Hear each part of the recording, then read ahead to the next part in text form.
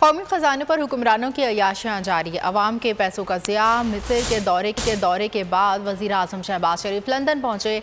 ज़राए के मुताबिक लंदन के दौरे के दौरान नवाज शरीफ से मुलाकात की और अहम उमूर पर मुशावरत की। रवानगी का वक्त आया तो एक बार फिर मौखर कर दिया। पाकिस्तान के फैसलों के लिए लंदन में मज़ीद एक रोज़ क़याम बढ़ा दिया।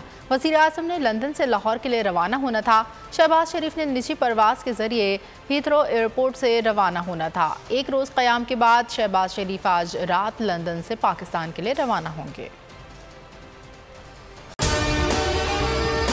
और अगर आपको हमारी ये वीडियो पसंद आई है तो लाइक पर क्लिक कीजिए। बहुत अच्छी कवरेज की है। ये मार्च की तो जबरदस्त कवरेज थी। बॉल की प्रॉब्लम सबसे बेस्ट थी।